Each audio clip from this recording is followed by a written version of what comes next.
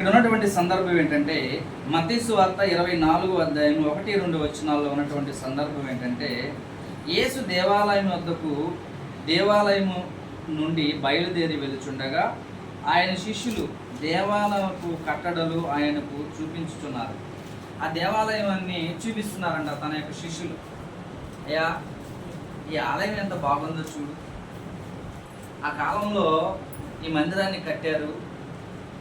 సుమారు 46 సంవత్సరాలు కట్టారయ్యా ఈ మందిరం. ఎంత అందంగా ఉందో చూడు, ఈ ఆలయం ఎంత బాగుందో చూడు అని ప్రభువుకి తన దగ్గర ఉన్నటువంటి శిష్యులు ఆలయం గురించి చూపిస్తున్నారంట, చెప్తున్నారంట. చూడయ్యా ఈ ఆలయం ఎంత అందంగా ఉందో, మన దేవుడి కొరకు ఏర్పాటు చేయబడినటువంటి ఆలయం ఎంత బాగుందో చూడు అని వాళ్ళు అంటుంటే యేసు ప్రభు దానికి ఏమంటున్నాడో కింద చదువుదాం. అందుకు ఆయన 2వ వచనంలో, అందుకు ఆయన మీరు ఇవన్నీ చూస్తున్నారు కదా, రాతి మీద రాయి ఒకటైనను ఇక్కడ నిలిచి ఉండకుండా పడద్రోయబడునని మీతో నిశ్చయముగా చెప్పుచున్నాను. యేసుప్రభు ఏమంటున్నాడు ఇక్కడ? వీళ్ళు ఏమని చెప్తున్నారంటే దేవాలయాన్ని చూపించి, అయ్యా ఆలయం ఎంత బాగుందో చూడయ్యా, ఎంత పెద్ద ఆలయమో చూడు, ఎంత అందంగా దీన్ని రూపుదిద్దారో చూడు, మన దేవుడి కొరకు ఏర్పాటు చేయబడినటువంటి ఆలయం ఎంత బాగుందో చూడని ఆ శిష్యులు యేసుప్రభుకి చెప్తుంటే యేసుప్రభు ఏమంటున్నాడు అక్కడంటే, మీరు ఇది చూస్తున్నారు కదా, ఇప్పుడు నేను చెప్తున్నా వినండి. ఏం జరగబోద్ది అంటే ఈ దేవాలయం మీద ఉన్నటువంటి రాయి ఒక్క రాయి మీద ఒకటి నిలవకుండా సమూల నాశనం జరిగిపోద్ది. ఈ యొక్క ఆలయం, ఈ ఆలయం మొత్తం పడగొట్టబడద్ది. ఆ కాలం రాబోతుంది, ఆ కాలం ఆయన చెప్పారు. అంటే ఆలయం పడగొట్టబడద్ది, ఇది నాశనం చేయబడద్ది అనేటువంటి ప్రవచనాన్ని 35 సంవత్సరాల తర్వాత జరగబోయేటువంటి ఆ మాటని ప్రభు ముందుగానే అక్కడ ఉన్నటువంటి ప్రజలకు చెప్తున్నారు.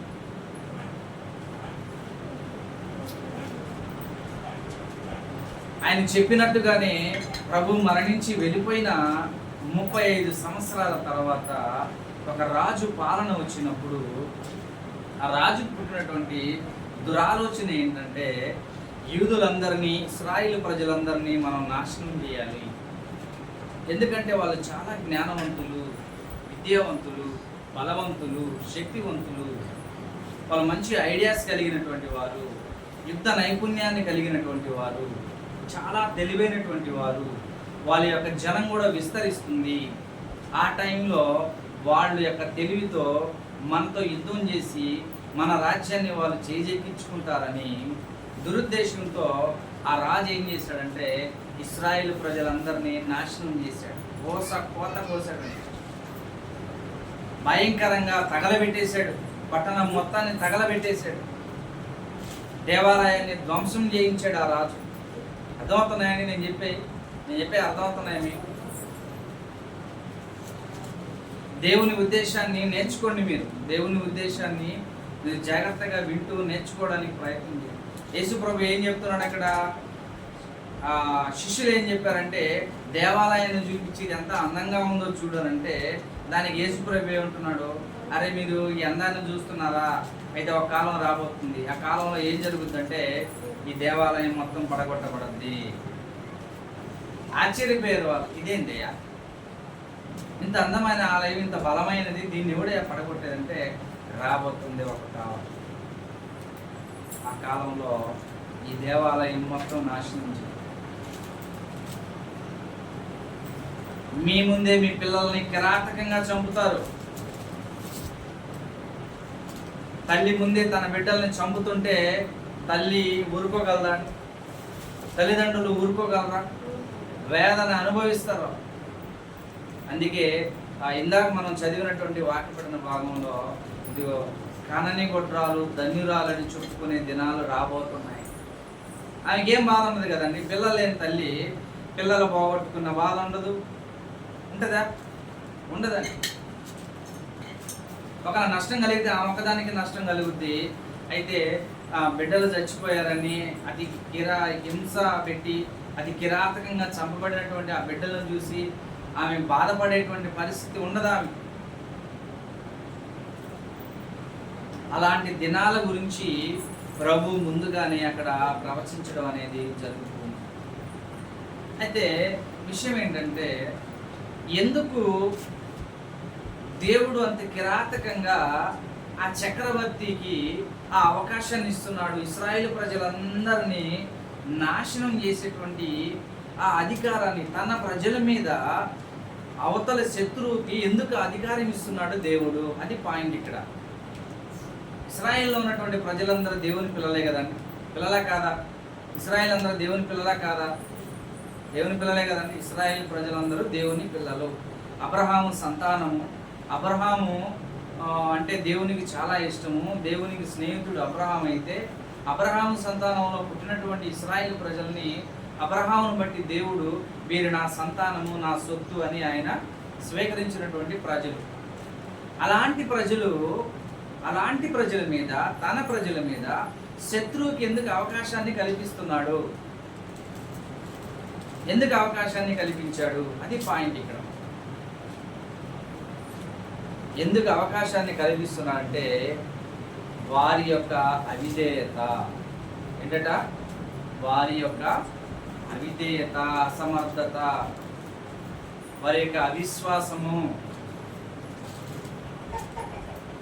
ఇందాక చదివాం మనం మత్తయి లూకా సువార్త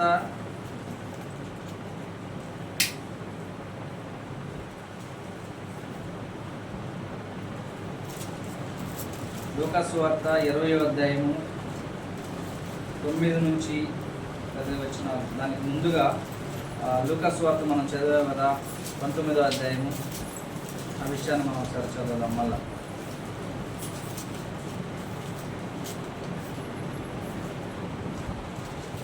నలభై 41వ వచనం నుంచి, ఆయన పట్టణమును సమీపించినప్పుడు దానిని చూసి దాని విషయమై ఏడ్చి, నీవును నీ దినమందైనను సమాధాన సంబంధమైన సంగతులను తెలుసుకునే ఎడల నీకెంతో మేలు కదా.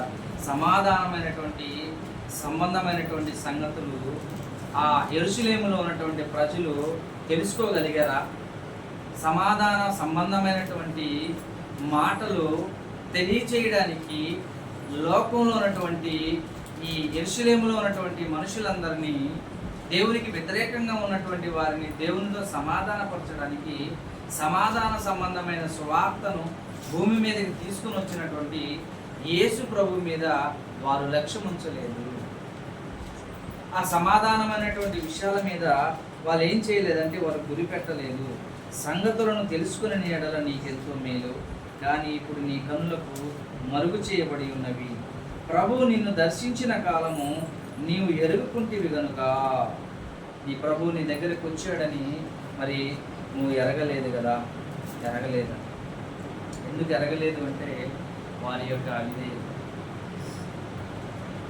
మెస్సయ్యగా ఆయన భూమి మీదకి వస్తే, దేవుని కుమారుడుగా ఆయన భూమి మీదకి వస్తే, యూదా వంశంలో ఆయన జన్మిస్తే, అక్కడ ఉన్నటువంటి శాస్త్రులు, పరిసయ్యులు, ఇశ్రాయేలు ప్రజలు ప్రభువుని అంగీకరించలేదు.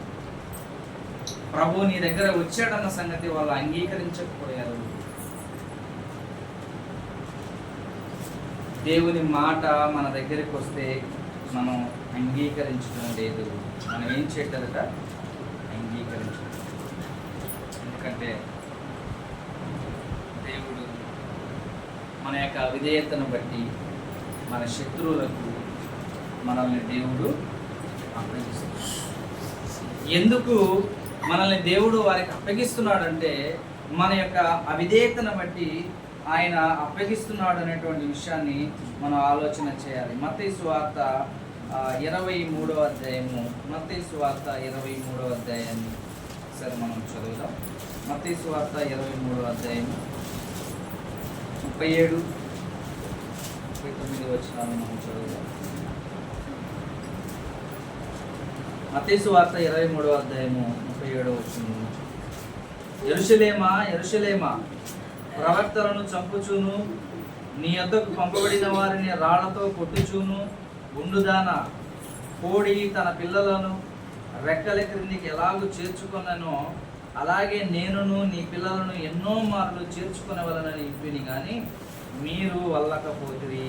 ఇదిగో మీ ఇల్లు మీకు విడవబడి ఉన్నది, ఇది మొదలుకొని ప్రభు పేరట వచ్చేవాడు స్తుతింపబడును గాక అని మీరు చెప్పు వరకు నన్ను చూడరని మీతో చెప్పుచున్నాను. యెరూషలేమా యెరూషలేమా, ప్రవక్తలను చంపుచూను నీ యొద్దకు పంపబడిన వారిని రాళ్లతో కొట్టుచూ ఉండుదానా.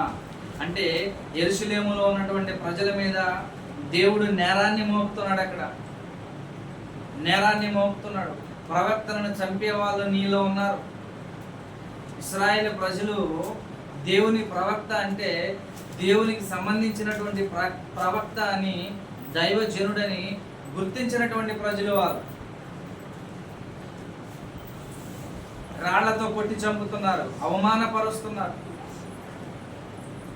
ఒక ఉపమానం ఉందండి. ఒక ఉపమానం, ఒక యజమానుడట ద్రాక్ష తోట నాటించి అది కొంతమందికి ఆ కౌలుకి ఇచ్చి వెళ్ళిపోయాడు. వెళ్ళిపోయిన తర్వాత కొన్ని దినాల తర్వాత ఏం జరిగిందంటే, ఆయనకి ఏటా కౌలు రావాలి కదా. ఏటా ఆయనకి ఏం రావాలా? కౌలు రావాలి. అప్పుడు కౌలు కోసం ఏం చేశాడంటే, తన దగ్గర ఉన్నటువంటి పనులను పంపించాడు. పనులు వచ్చి అయ్యగారు పంపించారు, కౌలు తీసుకురమ్మన్నాడు అన్నప్పుడు ఈ కౌలుకి తీసుకున్నటువంటి వాళ్ళు యజమానుడి దగ్గర నుంచి వచ్చినటువంటి వాళ్ళని కొట్టి పంపించేసారు. ఎడరా మీకు కౌలు ఇచ్చేది.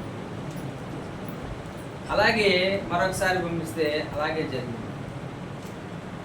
చివరికి ఆ యజమానుడు ఏం చేశాడంటే, నా పనులను పంపిస్తుంటే వీళ్ళు పని చేస్తున్నారు, అయితే నా కుమారుని పంపిస్తే గౌరవిస్తారు. యజమానుడు ఏమనుకున్నాడట, నా కుమారుని పంపిస్తే నా కుమారుడు కదా, ఖచ్చితంగా గౌరవిస్తారులే, నా కౌలు నాకు ఇచ్చి పంపిస్తారులే అనుకుని ఆ యజమానుడు ఏం చేశాడంటే, ద్రాక్ష తోట యజమానుడు తన కుమారుని పంపిస్తాడు.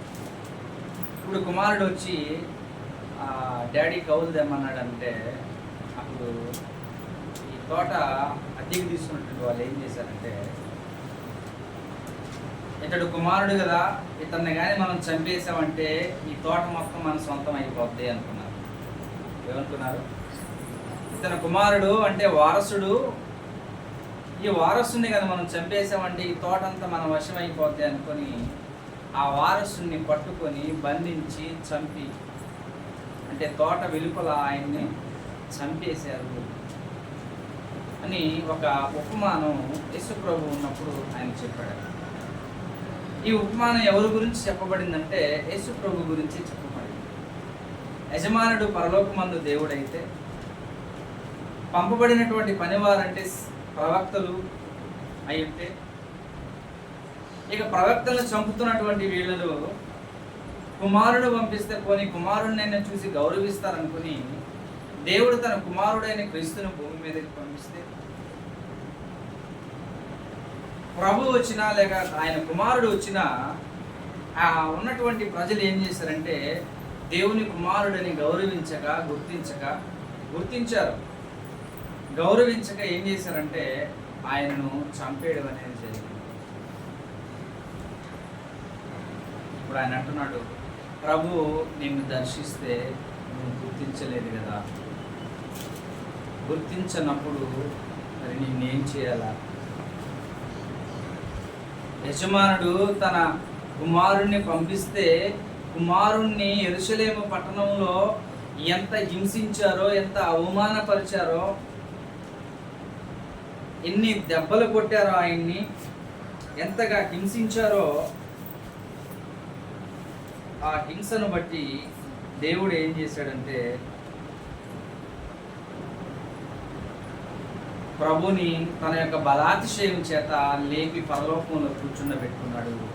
అయితే 30 సంవత్సరాల తర్వాత యెరూషలేము యొక్క పట్టణాన్ని ఏం చేశాడు దేవుడు?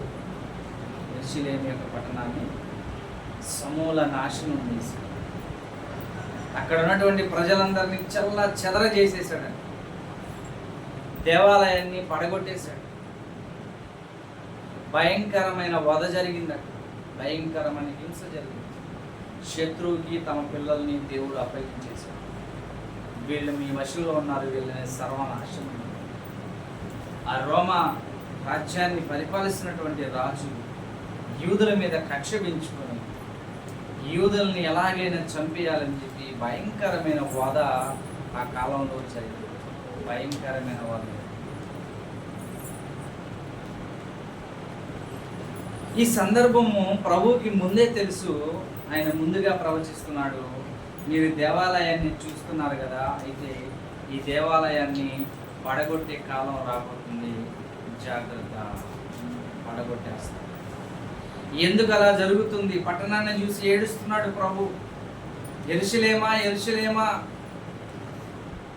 ప్రవక్తలను చంపుదానా, నీకు భయంకరమైన శ్రమ రాబోతుంది. దేవుని మాట విననొల్లని ప్రజలకు భయంకరమైన శ్రమ ఆనాడు వచ్చింది. మరి ఈనాడు రాదంటారా? ఈనాడు రాదంటారా? ఈనాడు కూడా వస్తుంది. ఇప్పుడు జరుగుతూనే ఉంది. దేవుని మాటకు లోబడని ప్రజలకు భయంకరమైనటువంటి వధ జరుగుతుంది, నష్టం జరుగుతుంది. జాగ్రత్తగా మనం ఆలోచించాలి. దేవుని పిల్లలను ముట్టగలిగే శక్తి ఎవరికైనా ఉందా? దేవుని పిల్లలను ముట్టగలిగే శక్తి ఎవరికైనా ఉందా? దేవుని సెలవు లేకుండా ఒక ఎంట్రుకైనను నేల రాలదని చెప్పినటువంటి దేవుడు తన ప్రజలను చంపుతున్నారంటే, దేవుడు అధికారం ఇవ్వకపోతే ఎవడు చంపగలడు? ఎవడైనా చంపగలడా? ఎవడు చంపలేడు. ఎందుకు దేవుడు అధికారం ఇచ్చాడు తన బిడ్డల మీద? శత్రువులకు ఎందుకు అధికారం ఇచ్చాడంటే, తమ బిడ్డలు తమ మాట విననొల్లకపోయినందుకే. తమ బిడ్డలు ఏం చేయట్లేదట? ఒక కాలం రాబోతుంది. ఆ కాలంలో ఏమనుకుంటారంటే, పిల్లలు లేని గొడ్రాలే దండురాలు రాని, ఏ బాధ లేదు, ఏ చింత లేదు. పోతే బతికిన రోజులు ఒంటరిగా బతుకుద్దేమో, ఒకరోజు చక్కగా చచ్చిపోద్ది, వెళ్ళిపోద్ది, ఏ శ్రమ లేదు. పుట్టక ఒక కొడుకు పుట్టాడంటే ఆ కొడుకు పెద్దవాడై ఆ కొడుకుని, ఆ అమ్మని, ఆ నాయన్ని పెట్టే హింసలకి, పెట్టే బాధ కంటే వీడు పుట్టకుండా ఉండుంటే మేలు కదరా అనే కాలం రాబోతుంది అని ప్రభు ఆనాడే చెప్పాడు. ఈరోజు లేదా? ఈరోజు లేదా అండి? అది ఉంది, మన కళ్ళ ముందే జరుగుతున్నాయి. ఇక్కడ ఎందుకురా వీళ్ళని కన్నాను అని. ఈ సంగతి మొదటి శతాబ్దంలోనే చెప్పాడు దేవుడు. ప్రభు మొదటి శతాబ్దంలోనే చెప్పాడు, పిల్లల కనని గొడ్రాలు ధన్యురాలయ్యా, ప్రశాంతమైన జీవితం అమ్మని. ఎందుకు ఆ మాట చెప్పాడంటే, మనుషుల యొక్క పరిస్థితి అంత విపరీత బుద్ధి మారిపోయింది. భయంకరమైన మనస్తత్వంలోనికి మనిషి వెళ్ళిపోయాడు. పసి బాలుల నుంచే మనసు చెడిపోయింది. ఇక్కడ పసి బాలుల నుంచే మనసులు ఏమైపోయినాయంట? చెడిపోయింది. సొదొమ గొమొర్రా పట్టణాలు అందమైన పట్టణాలు అండి, రెండు ప్రపంచంలో. సస్యశ్యామలంగా ఉన్నటువంటి ఆ భూభాగం అది, జీవనది పారేటువంటి నదులు కలిగినటువంటి ప్రాంతం అది, పచ్చని పొలాలతో, పైరులతో, పశువులు పక్షాదులతో నిండి ఉన్నటువంటి ప్రదేశము సొదొమ గొమొర్రాలు అనేటువంటి పట్టణాలు. అయితే ఆ పట్టణంలో నివసిస్తున్నటువంటి మనుషులు ఎలాంటి వాళ్ళో తెలుసా? దుర్మార్గులు. ఎలాంటి వాళ్ళట? దుర్మార్గులు, యెహోవా దృష్టికి మిగుల పాపాత్ములు అంటారు. కానీ వాళ్ళు ఉండే ప్రాంతం ఎలాంటిదట? సస్యశ్యామలంగా ఉందంట, పచ్చగా ఉందంట. ఎప్పుడు చూసినా పైరు పండుతుందట, ఎప్పుడు చూసినా నీళ్లు వస్తుంటదట. ఆ ప్రాంతం అంతా పచ్చని పొలాలతో, పశువులు పక్షాదులతో నిండి ఉన్నటువంటి ఆ ప్రదేశము, అన్ని సౌకర్యాలు ఉన్నటువంటి ఆ మనుషులు ఎలాగున్నారంటే, దేవుని దృష్టికి దుష్టులుగా ఉన్నారట. వాళ్ళు ఎలా ఉన్నారట? దేవుని దృష్టికి దుష్టులుగా ఉన్నారంట, దుర్మార్గులుగా ఉన్నారంట. కానీ వాళ్ళకి దేవుడు ఎంత అవకాశం ఇచ్చాడు? వాళ్ళకి దేవుడు ఎంత అవకాశం ఇచ్చాడు? మంచి నదులు ఇచ్చాడు, నీళ్ల వసతులు ఇచ్చాడు, డెల్టా పారుదల ఇచ్చాడు, చక్కని పొలాలు, సంవత్సరానికి 2 సార్లు 3 సార్లు పంటలు పండుతున్నాయి, ప్రదేశం అంతా సస్యశ్యామలంగా ఉంది. పశువులు, గొర్రెలు, మేకలు, పక్షులు, పశ్చాదులు సమృద్ధిగా ఉన్నాయి అక్కడ. అలాంటి అవకాశాన్ని దేవుడు వాళ్ళకి ఇస్తే ఆ అవకాశాన్ని సద్వినియోగం చేసుకుంటున్నటువంటి మనుషులు వారి జీవితాలు ఎలా ఉన్నాయో సొదొమ గొమొర్రా పట్టణాల యొక్క పరిస్థితిని మనం చదివితే అర్థమైపోతుంది. మిగుల దుర్మార్గులు అంట వాళ్ళు. ఎలాంటి వాళ్ళట? మిగుల దుర్మార్గులు. ఎలాంటి దుర్మార్గులు అంటే, నిజంగా ఎలాంటి దుర్మార్గులు అంటే, ఒక మగోడిని చూసి వాడిని మేము అనుభవించాలా, బయటికి పంపించాలంటున్నారు. ఎవరిని చూసట? ఒక మగోడిని చూసి అనుభవించాలా, బయటికి పంపించని వచ్చింది ఆడోళ్ళు కాదు, మగోళ్ళే. ఆ మగోడు కోసం వచ్చింది ఎవరట? మగోళ్ళే వచ్చింది.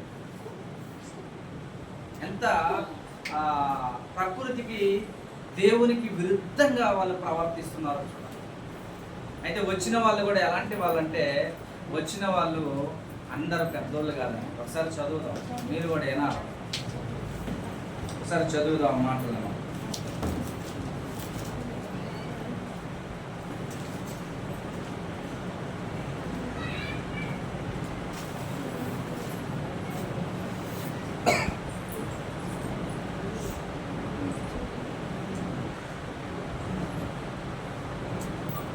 ఆదికాండం 19వ అధ్యాయం.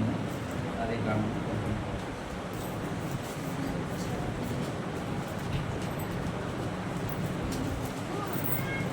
6వ వచనం నుంచి నేను చదువుతాను, మీరు జాగ్రత్తగా వినడానికి ప్రయత్నం చేయండి. ఆదికాండము 19వ అధ్యాయం 6వ వచనం. లోతు వెలుపల ద్వారం నొద్దున్న వారి దగ్గరకు వెళ్ళి తన వెనుక తలుపు వేసుకుని, అన్నలారా ఇంత పాతకము ఒడిగట్టు. 3వ వచనం నుంచి చదవడం మీకు ముందు అర్థమవుతుంది.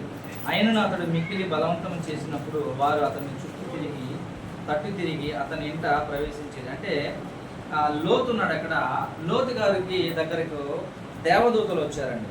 దేవదూతలు వచ్చినప్పుడు లోతు గారు ఏం చేశారంటే, అయ్యలారా మీరు రాత్రిపూట ఇట్లా పోతున్నారు కదా, అలా పోవడం మంచి పని కాదు.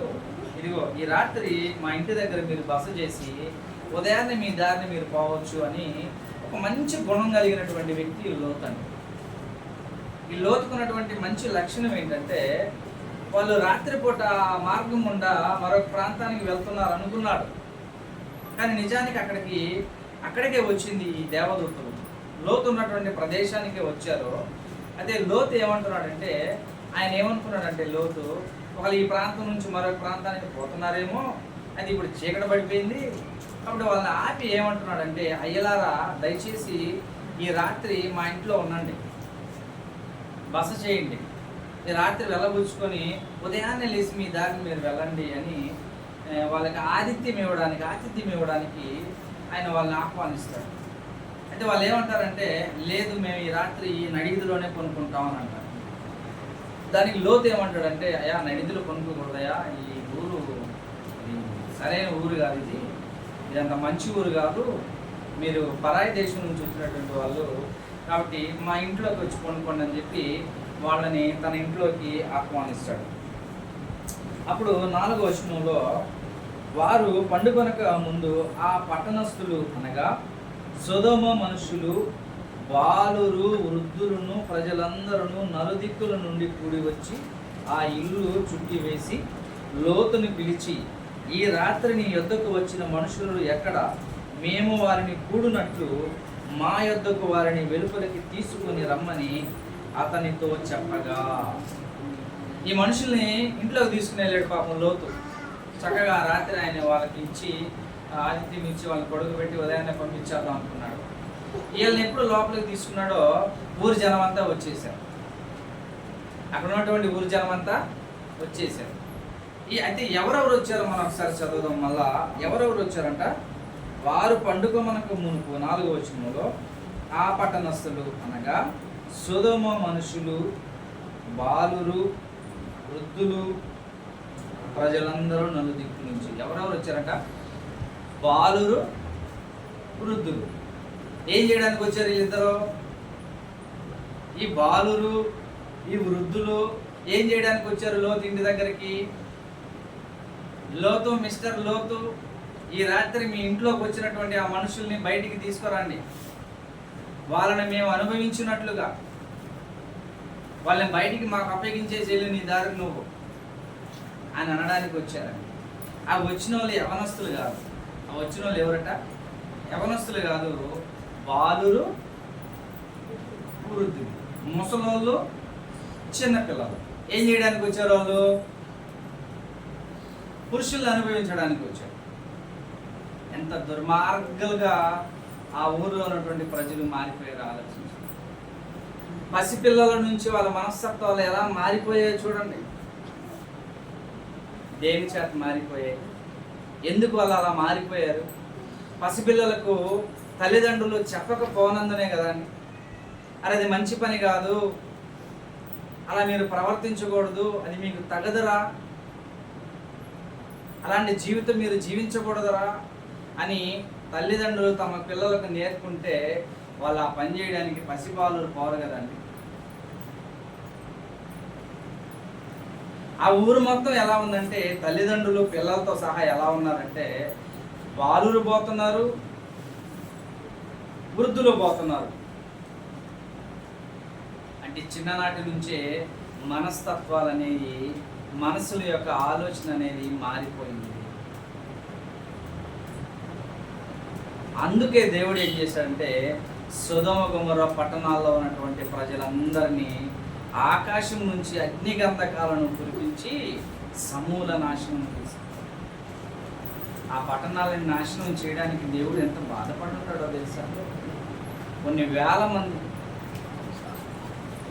దేవుడి కన్నా బిడ్డలే కదండి వాళ్ళందరూ కూడా.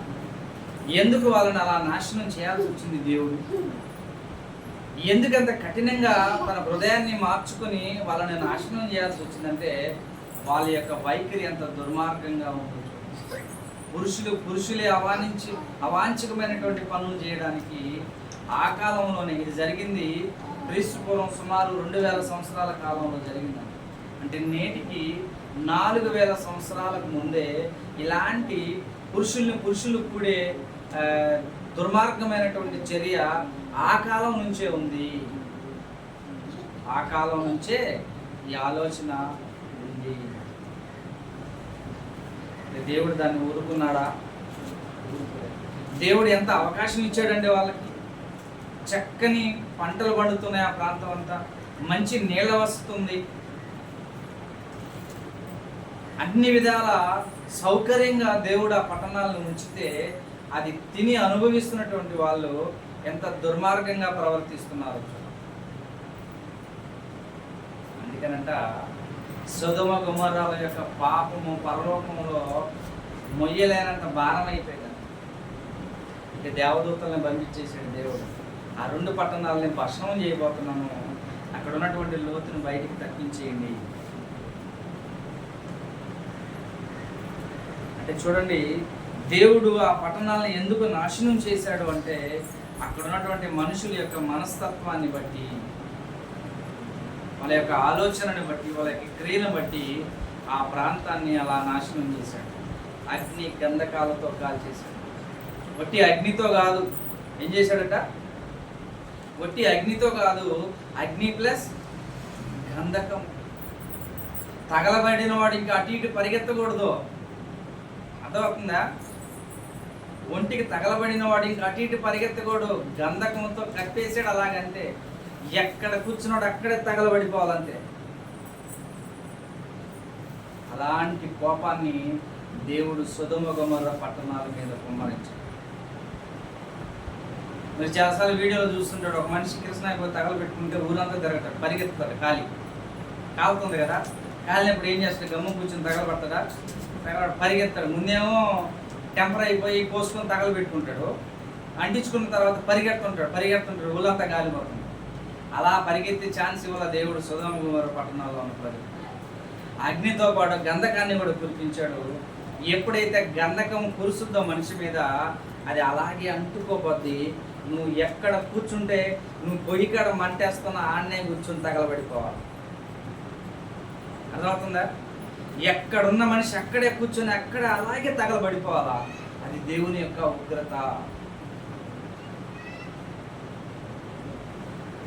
అలాగే ఎంతమంది మనుషులు తగలబడిపోయారో, ఎన్ని పశువులు ఎన్ని పక్షులు, ఎన్ని కోళ్ళు, ఎన్ని జీవరాశులు ఆ 2 పట్టణాల్లో నివాసం ఉంటున్నటువంటి అన్ని దేవుడు సమూల నాశనం చేశాడు. దేని చేత? ఎందుకు అలా నాశనం చేశాడు దేవుడు? ఎందుకు అలాంటి కోపాన్ని వారి మీద ఉంచాడంటే ఆ మనుషుల యొక్క వైఖరి, ఆ మనుషుల యొక్క ఆలోచన దేవునికి భయంకరంగా ఉన్నది. విరుద్ధంగా ప్రవర్తిస్తున్నారు. మరి తన కుమారుణ్ణి లోకానికి పంపించిన తర్వాత, లోకాన్ని రక్షించడానికి పంపించిన తన కుమారుణ్ణి మరి మనుషులు ఏం చేయాలండి? దుర్మార్గంగా ప్రవర్తించొచ్చా? ఎలా చేశారంటే యేసుప్రభుని మొహాన్ని కొట్టేసి చెంప మీద కొడుతున్నారు. ఏం చేస్తున్నారంట?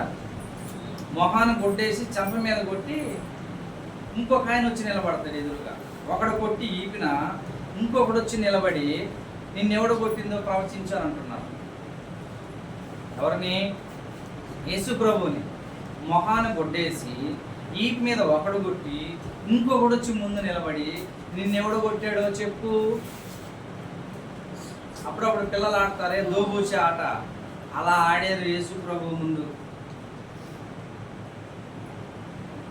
అయితే వాళ్ళ ఆట, వాళ్ళ నాటకం 30 సంవత్సరాల తర్వాత దేవుడు బయట పెట్టాడు.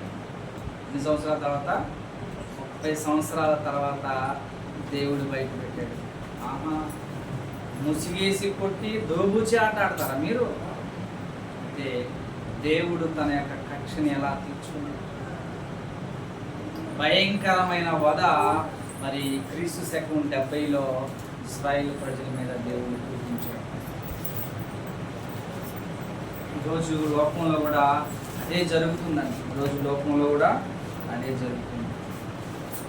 దేన్నైతే చూసి అసహించుకోవాలో, ఏదైతే మంచిది కాదో దాన్నే మనిషి చూసి ఇదే గొప్పది అనుకుంటున్నాడు. చూద్దాం ఆ మాట కూడా ఎంత బాగుంటుందో. ఫిలిప్పీ పత్రిక 3వ అధ్యాయం 17-18 వచనాలు. ఫిలిప్పీ పత్రిక 3వ అధ్యాయం, ఫిలిప్పీ పత్రిక 3వ అధ్యాయం 17-18-19 వచనాలు చదువుదాం. సహోదరులారా, మీరు నన్ను పోలి నడుచుకుని మేము మీకు మాదిరి ఉన్న ప్రకారం నడుచుకుని వారిని గురిపెట్టి చూడండి. అనేకులు క్రీస్తు శిలువకు శత్రువులుగా నడుచుకొనుచున్నారు. వీరిని గూర్చి మీతో అనేక పర్యాయములు చెప్పుచు ఇప్పుడు ఏడ్చుచు చెప్పుచున్నాను. 19వ వచనం. నాశనమే వారి అంతము, వారి కడిపే వారి దేవుడు. వారు తాము సిగ్గుపడవలసిన సంగతులు యందు అతిశయపడుచున్నారు. సుసంబంధమైన వాటి యందే మనసు. ఏ పని చేస్తే సిగ్గుపడాలో, తలదించుకొని సిగ్గుపడాలో ఆ పని చేసి ఏం చేస్తున్నారంట? అతిశయపడుతున్నారట. ఈ మాట యొక్క అర్థమవుతుందా మీకు? ఈ వచనం యొక్క ఆంతర్యం ఏంటంటే, వారు సిగ్గుపడవలసిన సంగతులు యందు అతిశయపడుచున్నారు.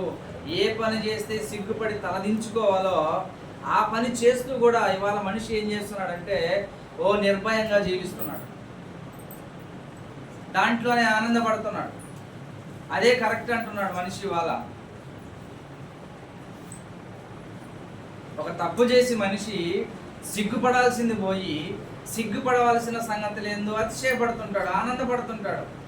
అవును, నా ఇష్టం, నేను చేశా, నా డబ్బు, నా ఇష్టం. ఏదైతే సిగ్గుపడాలో ఆ పనులు చేసి వాళ్ళు ఏం చేస్తున్నారంటే అతిశయపడుతున్నారు. లోకం ఇప్పుడు అలా జరుగుతుందండి. లోకం అలా జరుగుతుంది. అయితే ఒక దినం రాబోతుంది, అగ్ని కొరకు మనమంతా నిలువ చేయబడి ఉన్నాం. అగ్ని కొరకు నిలువ చేయబడి ఒక కాలం రాబోతుంది. ఆ కాలంలో మొదటి శతాబ్దంలో క్రీస్తు ప్రభువుని అతి కిరాతకంగా చంపిన ఆ యెరూషలేము పట్టణాన్ని దేవుడు ఎలా సమూల నాశనం చేశాడో, ఇవాళ క్రీస్తు సమాధాన సువార్తను వింటూ ఉన్న మనము కూడా ఆయన మాటకు లోబడినటువంటి వారిని ఖచ్చితంగా ఆయన అదే అగ్నితో కాల్చబోతున్నాడు. జాగ్రత్త. అదే అగ్నిని కురిపించబోతున్నాడు. జాగ్రత్త. ఏ సువార్తకైతే మనిషి లోబడడో వారిని ఆయన అగ్ని గంధముల చేత నశింపజేయడానికి మరలా రాబోతున్నాడు. సిగ్గుపడాల్సిన విషయాల్లో మనం అతిశయపడతాం. ఏది మంచో ఏది చెడో మనం తెలుసుకోవాలి. ఏది దేవునికి ఇష్టమో దాన్ని మనం ఆలోచించాలి. దేవునికి ఇష్టం లేని కార్యాలు చేసి మనం ఆనందపడుతున్నాం, అతిశయపడుతున్నాం, కాళ్ళు ఎగరేసి తిరుగుతున్నాడు మనుషులు. అయితే దేవుడు నాశనం చేయబోతున్నాడు. మనం జాగ్రత్తగా దాన్ని ఆలోచన చేయాలి. దేవుని పిల్లలారా, తల్లిదండ్రులకు దేవుడు ప్రభు చెప్తున్నాడు అక్కడ, మీ కొరకు మీ పిల్లల కొరకు ఏడవండి. ఏడవండి. మీరు మీ కొరకు మీ పిల్లల కొరకు మీరు ఏడవాలి. మీరు మంచి దారిలో బ్రతకండి, మీ పిల్లలను మంచి దారిలో పెట్టండి, ఏడవండి. అందుకే కొరింథీ పత్రికలో ఒక మాట అంటాడు, నవ్వువాడు నవ్వనట్టును, నవ్వేవాడు ఎలా ఉండాలంట? నవ్వనట్టును. 1,00,000 రూపాయలు ఉన్నవాడు అది నీది కానట్టును మీరు ఉండాలి. నవ్వేవాడు ఎలా ఉండాలట? నవ్వనట్టును. అంటే నవ్వు వచ్చినా కూడా ఏం చేయకూడదట? అంటే దాని అర్థం ఏంటంటే నవ్వు వస్తే నవ్వకుండా ఉండడం అనేది కాదు. నువ్వు ఏదైతే చేస్తున్నావో, నువ్వు ఏది చేసి ఆనందపడుతున్నావో, చెడు చేసి నువ్వు దాన్ని మానుకో అంటున్నాడు. దేవునికి వ్యతిరేకంగా చెడు ఆలోచన చేసి, చెడు పనులు చేసి నువ్వు ఏదైతే ఆనందిస్తున్నావో నువ్వు దాన్ని చింతకి మార్చుకో. దాన్ని చింతకి నీవు మార్చుకో. తల్లులకు ప్రభు చెప్తున్నాడు, మీ కొరకు మీ పిల్లల కొరకు మీరేం చేయాలంట? ఏడవండి. ఏడ్చి అలా ప్రార్థన చేస్తున్నారా అండి? మనం క్రైస్తవులు మన బిడ్డల కొరకు మనం ఏడ్చి ప్రార్థన చేస్తున్నావా? వాళ్ళని ఎంటేసుకొని తిరుగుతున్నావా? బిడ్డల్ని, తల్లులు తమ బిడ్డల్ని పైన వేసుకొని తిరుగుతున్నారా? వాళ్ళ కొరకు ఏడ్చి ప్రార్థన చేస్తున్నారా లేదా? వాళ్ళని పైన వేసుకొని తిరగకూడదు. మనం పైన వేసుకొని తిరిగితే ఒకప్పుడు జీవితాంతం నువ్వు ఏడవాలి నీ బిడ్డల గురించి. నీ పట్ల నీ బిడ్డ ప్రవర్తించే ప్రవర్తన బట్టి జీవితాంతం నువ్వు ఏడవాల్సి వస్తుంది ఒకరోజు.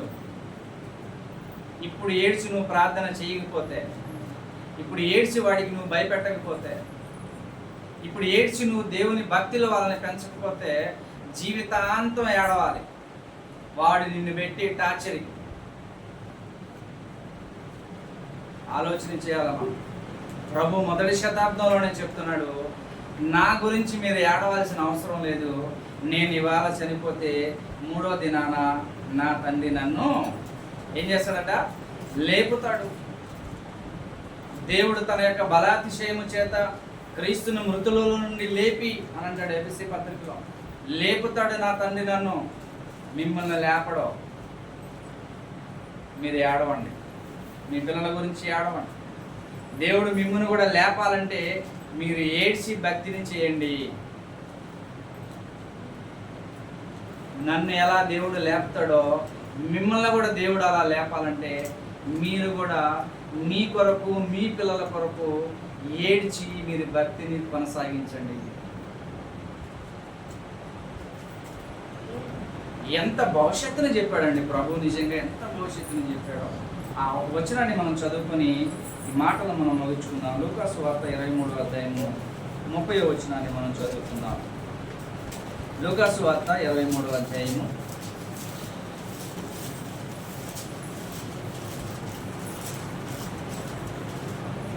23వ అధ్యాయము 29వ వచనాన్ని 28, 29 చదువుదాం. యేసు వారి వైపు తిరిగి, యెరూషలేము కుమార్తెలారా, నా నిమిత్తము ఏడవకుడి, మీ నిమిత్తమును మీ పిల్లల నిమిత్తమును ఏడువుడి. ఇదిగో గొడ్రాండును కనని గర్భములను పాలియని స్తన్యములను ధన్యములైనవని చెప్పు దినములు వచ్చుచున్నవి. అలాంటి భయంకరమైన దినాలు ఎందుకు రా బిడ్డల్ని కన్నాము? వీడిని కనకుండా ఉంటే బాగుండేది కదా. యోబుకి తనకు వచ్చినటువంటి కష్టాన్ని బట్టి ఆయన ఒక మాట అంటాడండి. కన్నా అరవబాకండి. ఒక మాట అంటాడు, ఒక రాత్రి తల్లి ఒక మగబిడ్డని కనిన రోజే లేకుండా పోతే బాగుండు కదా అని యోబు గారు మాట అంటాడు. ఆ మాట అంటే తన్ను కన్నదాని గురించి ఆయన అనుకుంటున్న ఆయనకు వచ్చినటువంటి కష్టాన్ని బట్టి. ఒక రాత్రి ఒక తల్లి పొరిటి నొప్పులు పడి ఒక రాత్రి ఒక కుమారుణ్ణి కన్న దినం లేకుండా ఉంటే బాగుండు కదా అని అనుకుంటున్నాడు. ప్రభు అంటున్నాడు మనుషులంలో ఒక కాలం రాబోతుంది, ఆ కాలంలో కనని గర్భము, పాలివ్వని స్తన్యములు, వడ్రాన్నులు వాళ్ళే ధన్యులు, వాళ్ళే మంచివాళ్ళు, వాళ్ళే ధన్యులు అనేటువంటి అనుకునే కాలము ముందు రాబోతుంది. లోకంలో అలాంటివి లేవా? లోకంలో అలాంటి మాటలు లేవా? ఎంతమంది తల్లులు అనుకోవటం లేదు, ఎందుకురా వీడిని కన్నాను, ఎందుకురా ఇంకా వీడు బతుకుండి నన్ను బాధ పెడుతున్నాడు అనే తల్లులు లేరా భూమి మీద? ఉన్నారండి, కోపంలో ఉన్నారు. వీడు పుట్టకుండా ఉండుంటే బాగుండేది, ఆ ఇద్దరితో సరిపెట్టుకుంటే బాగుండేది, ఆ ముగ్గురితో సరిపెట్టుకుంటే బాగుండేది, ఆ ఒక్కరితో సరిపెట్టుకుంటే బాగుండేది అనే తల్లులు లేరా భూమి మీద? ఉన్నారండి, ఉన్నారు. ఆ మాట ప్రభు ఎప్పుడో చెప్పాడండి మోహన్. భూత వర్తమాన భవిష్యత్ కాలాలను గురించి చెప్పగలిగినటువంటి ఆది సంభూతుడు ప్రభు అయిన క్రీస్తు ఆయన భవిష్యత్తు వర్తమాన కాలాన్ని చెప్పేసి ఆ కాలం రాబోతుంది. ఎప్పుడో చెప్పిన మాట అప్పుడు నుంచి ఇప్పటి వరకు నెరవేరుతుందా లేదా అంటే భూమి మీద ఖచ్చితంగా ఆ మాటలు నెరవేరుతూనే ఉన్నాయి. అందుకే తల్లులకు చెప్తున్నాడు, నా గురించి మీరు ఏడవండి. నా గురించి ఏడిస్తే అనవసరమైంది. గుడ్ ఫ్రైడే రోజు యేసు ప్రభు గురించి ఏడుస్తారండి, ఒట్టిదే అదంతా, పనికి మాలిన పని అదంతా. యేసు ప్రభు గురించి ఏడవాల్సిందా? మొదటి శతాబ్దంలో లైవ్లో ఉన్నప్పుడే ఏడవద్దు అన్నాడు ఆయన. లైవ్లో చూస్తున్నారు ఆయన శ్రమని, అప్పుడే అన్నాడు నా గురించి ఏడవద్దు అని అన్నాడు. ఇప్పుడు అసలు ఆయన ముక్కు మొహం చూసిన వాళ్ళు కాదు ఇప్పుడున్న మనుషులు, ఆయన శ్రమను చూసిన వాళ్ళు కాదు. అయితే గుడ్ ఫ్రైడే రోజు మాత్రం కూర్చొని మరి ముసి ఏడుపులు. మరి ఇప్పుడు మనం ఏం చేయాలా? ఈ మాటను చదువుకోవాలా, మనం చెప్పాలి. ఇప్పుడు అమ్మా ఎందుకమ్మా ఇప్పుడో జరిగిపోయిన దాని గురించి ఇప్పుడే ఆడుస్తావు? ఇప్పుడు ఏడవాల్సింది నీ గురించి అమ్మా, నీ బిడ్డ గురించి అమ్మా, నీ కూతురు గురించి, నీ కొడుకు గురించి, నీ కుటుంబం గురించి, నీ భర్త గురించి నువ్వు ఏడవమ్మా. అలా ఏడవాలి. కనుక దేవుని ప్రియులారా, దేవుని మాటలు ఎంత శాశ్వతమైనవో, ఎంత బలమైనవో, ఎంత రూఢీగలిగినవో, భూత వర్తమాన భవిష్యత్ కాలాలను గురించి తెలిపేటువంటి మాటలండి. అందుకే ఈ మాటలకు జీవ గ్రంథం అనేటువంటి పేరు ఉంది. ఏం పేరట? జీవ గ్రంథము. జీవం కలిగినటువంటి మాటలు. ఇది ఎప్పుడైనా పనికి వస్తాయి. ఎప్పటికైనా నీకు ఈ మాటలు మొదటి శతాబ్దంలో పనికొచ్చినాయి వాళ్ళకి. ఆ మాట ఇప్పుడు మనకి పనికి రాలేదా? ఇప్పుడు మనకి పనికి రాలేదు ఈ మాట, మనకి పనికొచ్చింది. 2000 సంవత్సరాల తర్వాత కూడా మొదటి శతాబ్దంలో మాట్లాడిన మాట ఇప్పటికీ ఉపయోగపడుతుంది. భూమి ఉన్నంత వరకు కూడా మాటలు. కనుక ప్రియమైన వాళ్ళరా, మనము మన గురించి ఏడవాలి, మన బిడ్డల గురించి ఏడవాలి, వారి భవిష్యత్తును గురించి మనం ఏడవాలి, వారి ఆత్మ సంబంధమైన భవిష్యత్తును గురించి మనం ఏడవాలి, వారిని దేవుళ్ళలో ఎలా పెంచాలని ఏడ్చి మనం ప్రార్థన చేయాలి. వాళ్ళని పెంచడానికి మనం ప్రయత్నించాలి. కనుక ఈ యొక్క సందేశాన్ని మీరు ఓపికగా విన్నందుకు ప్రభువైన క్రీస్తు నామములో వందనాలు తెలియజేసుకుంటూ వాక్య భాగాలు ముగిస్తున్నాను.